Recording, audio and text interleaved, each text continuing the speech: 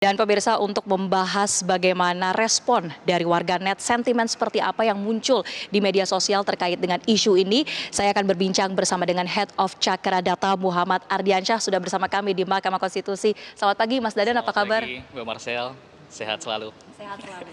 Mas Dadan, jadi temuan dari Cakra Data ini soal respon warganet apa saja Mas? Baik Mbak Marcel, jadi memang ini menarik ya bahwa fase percakapan warganet ataupun halayak publik di ranah media sosial dan media online ini kembali muncul ataupun kembali naik sejak terhitung di awal Mei kemarin. Setelah sebelumnya memang wacana ataupun perbincangan warganet terkait dengan sistem pemilu ini sempat muncul di bulan Januari dan juga Februari dan saat ini kembali muncul. Adapun memang beberapa latar belakang Mbak Marcel yang mendorong terhadap percakapan publik ini kembali meningkat. Yang paling utama adalah salah satunya adalah terkait dengan keputusan MK yang saat ini masih terus ditunggu-tunggu dan pada beberapa tanggapan warganet itu menilai ini sudah masuk masa injury time.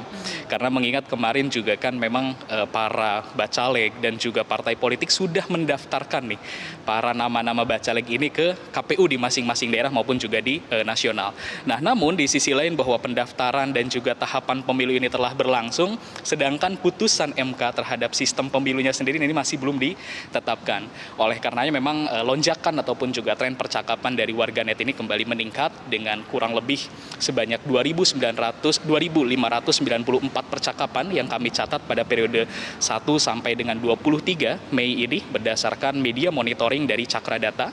Dan memang dari segi tendensi sentimen ya, warganet ini memang menilai lebih banyak cenderung pro terhadap terbuka ataupun persentase sentimen itu lebih banyak negatif terhadap proporsional tertutup ini sebanyak 64% dan kurang lebih 19% hanya beberapa kalangan opini warganet yang masih menyuarakan dan cenderung pro terhadap sistem proporsional tertutup. Oke. Itu sekitar lebih dari 50% ya Mas? Lebih dari 50%. Lebih dari setengahnya. Nah, bagaimana sebetulnya ekspresi, emosi atau sikap kebatinan dari warganet Mas? Kalau melihat mayoritasnya ini pro terhadap terbuka, apa saja yang tercapture dari cuitan dan juga keluh kesah warganet di media sosial?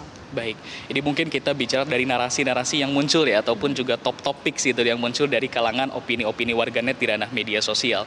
Yang pertama memang dari klaster yang pro terhadap proporsional terbuka.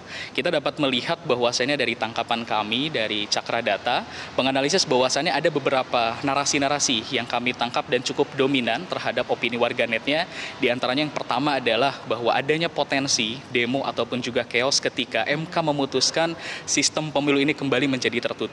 Nah, pernyataan ini juga sebetulnya pada dasarnya didorong oleh pernyataan dari tokoh-tokoh publik ya, salah satunya SBY dan juga Zulkifli Hasan, dan itu juga menimbulkan reaksi dan juga respon nih dari para kalangan warganet yang lainnya. Lalu yang kedua juga narasi yang berkembang terhadap klaster yang pro terhadap proporsional terbuka ini adalah bahwa keputusan MK ataupun ketika diambil menjadi proporsional tertutup ini akan cenderung merealisasi wacana terhadap penundaan pemilu nih. Karena ini sudah masuk injury time, sedangkan putusan masih belum ada sampai detik ini, sehingga warganet berspekulasi bahwa ini sangat berpotensi bahwa wacana penundaan pemilu itu sangat memungkinkan untuk terjadi.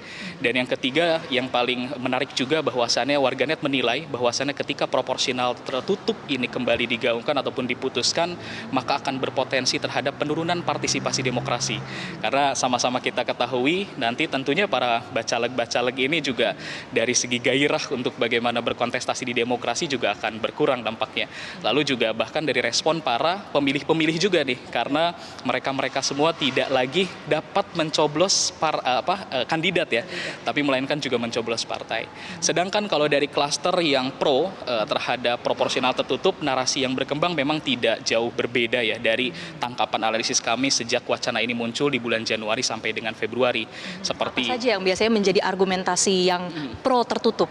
Baik, diantaranya pertama bahwasannya proporsional tertutup ini dinilai ataupun juga pendapat beberapa opini warganet ini sebagai upaya peningkatan kualitas kaderisasi di tubuh partai untuk bisa mengoptimalkan bahwasannya para aleg-aleg terpilih itu nanti memang adalah anggota legislatif yang sudah terpilih dan sudah qualified dari partai politik. Lalu juga diantaranya ada juga bahwa upaya warganet juga menilai bahwa proporsional tertutup ini dinilai sebagai salah satu upaya untuk mempermudah para pemilih ketika proses mencoblos nanti di hari H pemilu. Lalu bahkan juga juga ada opini warganet yang menilai bahwasannya proporsional tertutup ini juga bagian dari upaya untuk penghematan terhadap APBN. Nah, itu yang tadi saya sampaikan bahwa opini-opini itu tidak berkembang secara signifikan sejak awal kemunculan wacana ini. Artinya untuk bagaimana kondisi sekarang ini belum ada putusan, menciptakan tadi ya ketidakpastian di tengah publik. Isu ini sebetulnya apakah memang mendorong Mahkamah Konstitusi untuk sesegera mungkin membacakan putusan, Mas? Ya, saya kira memang desakan dari warganet khususnya publik ya dalam ranah digital ini perlu untuk diperhatikan oleh Mahkamah Konstitusi. Mengingat tadi yang disampaikan bahwa proses tahapan pemilu terus bergulir, Mbak.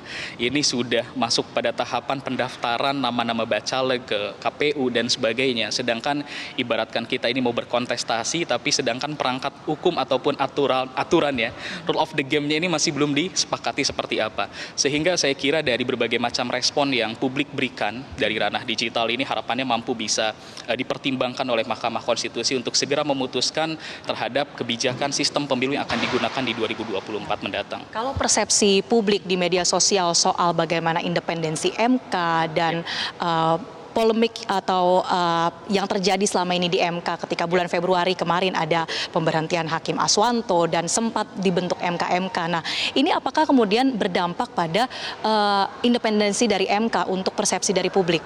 Baik, dari mungkin hal ini bisa saya jawab dari berbagai macam tangkapan kami ya, berdasarkan emotion yang terlihat dari berbagai macam ekspresi warganet nih dalam merespon terhadap hal ini, yang salah satunya memang pemilik hajat ataupun juga lembaga yang tengah menjadi sorotannya dalam Mahkamah Konstitusi.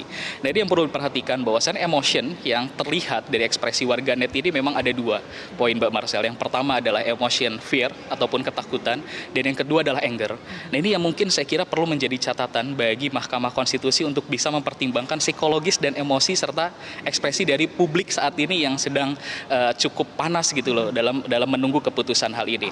Fear ini ataupun ketakutan ini memang dilatar belakangi oleh faktor berbagai macam spekulasi pendapat dari para warganet ketika keputusan ini tidak segera diambil atau bahkan juga diambil secara diputuskan proporsional menjadi tertutup. Ini akan berdampak terhadap realisasi lah, spekulasi pendapat, realisasi terhadap wacana sistem penundaan pemilu itu semakin terjadi, lalu juga tadi penurunan terhadap sistem demokrasi ya, ataupun juga pemunduran demokrasi itu juga semakin terjadi. Sedangkan kalau anger ataupun kemarahan ini justru dipotret dari berbagai macam spekulasi pendapat warganet terkait dengan hal ini karena adanya potensi chaos dan juga demo, betul. Kemudian ini menjadi proporsional tertutup jika ya. Kembali menjadi proporsional tertutup. Nah, dan kembali tadi pada independensi dan juga MK, pada dasarnya saat ini memang tendensi sentimen negatif terhadap MK itu sangat besar. Tendensi sentimen negatif dalam artian ini bukan bermakna pada konteks independensi, tapi melainkan pada besarnya desakan dan dorongan dari warganet untuk bagaimana MK segera mengambil putusan terhadap hal ini, Mbak Marcel. Baik, terima kasih sekali lagi Head of Cakra Data Muhammad Nurdiansyah atau Mas Dadan telah berbincang bersama kami. Jadi kira-kira seperti itu pemirsa bagaimana desakan dari masyarakat yang terpotret dari media sosial agar Mahkamah Konstitusi segera membacakan putusan terkait uji materi sistem pemilu proporsional terbuka, apakah dikabulkan oleh MK atau kemudian MK memperkuat undang-undang yang berlaku saat ini tetap pada sistem pemilu proporsional terbuka. Kita akan nantikan bersama, sudah hitungan hari, dan kita akan nantikan apa putusan dari 9 hakim Mahkamah Konstitusi.